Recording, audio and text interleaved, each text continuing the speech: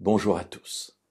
Terminons aujourd'hui cette réflexion sur le péché, sur l'engrenage dans lequel nous entrons lorsque nous péchons et sur les conséquences non seulement sur nous, mais sur des personnes alentour et parfois des personnes innocentes. Cela, encore une fois, au travers du récit du péché de David avec Bathsheba. Nous avons vu hier que le prophète Nathan est envoyé par Dieu à David pour lui dire « Ce que tu as fait est très grave et il y aura des conséquences sur toi, sur tes proches. » Et nous avions terminé ce récit avec le verset 12 du deuxième livre de Samuel au chapitre 12 où il était dit « Tu as agi en secret et moi je ferai cela en face de tout Israël à la face du soleil. » Alors, terminons donc aujourd'hui cette réflexion avec les versets 13 et 14. David dit à Nathan, « J'ai péché contre l'Éternel. » Et Nathan dit à David, « L'Éternel pardonne ton péché, tu ne mourras pas. » Arrêtons-nous là pour l'instant si vous le voulez bien. Donc le premier élément, j'ai péché contre l'Éternel. Et David lui dit, « Ok, parce que tu as dit cela, eh bien, Dieu pardonne ton péché, mais tu ne mourras pas. » Alors, ça peut paraître facile, on dit, bah, attends, mais il a péché, il demande pardon, il a tué quelqu'un, il a un enfant avec une femme qui n'est pas la sienne, et puis il dit, j'ai péché, puis c'est bon, il est pardonné. Mes amis, attention, ici on ne trompe pas Dieu, nous voyons que Dieu est capable de voir dans le silence du cœur, il connaît le cœur de David. Et lorsque David prend conscience de son péché, il dit effectivement devant Dieu, j'ai péché, c'est-à-dire qu'il se repent. Il comprend sa faute, il en comprend les conséquences et il demande pardon à Dieu. Et Dieu qui connaît son cœur, lui pardonne. Mais si vous n'avez pas le cœur repentant, ce n'est pas parce que vous dites j'ai péché devant l'Éternel que Dieu vous pardonnera. Vous comprenez le raisonnement?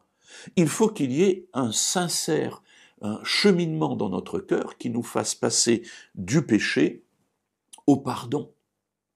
Et ici, Dieu voit que David est sincère dans sa démarche, et Nathan lui dit donc de la part de Dieu, l'Éternel pardonne ton péché, tu ne mourras pas. Et on pourrait dire, tout va bien. Ah non, mes amis. Dieu pardonne le péché, mais les conséquences de nos actes se poursuivent, et pour David, elles se poursuivront non seulement dans l'immédiat qui va suivre, mais aussi dans les années et les centaines d'années qui vont suivre, parce qu'à cause de ce péché, il va y avoir des problèmes dans tout Israël. Mais ça, c'est une autre histoire, je vous la raconterai une autre fois. Alors, terminons en voyant effectivement ce qui est dit ici. Mais, parce que tu as fait blasphémer les ennemis de l'Éternel en commettant cette action, le fils qui t'est né mourra, et Nathan s'en retourna dans sa maison. Mais qu'est-ce qu'il a fait, cet enfant? C'est un bébé. Il n'a rien fait. Il est innocent. Et Dieu fait un lien direct entre la mort de cet enfant et le péché de David.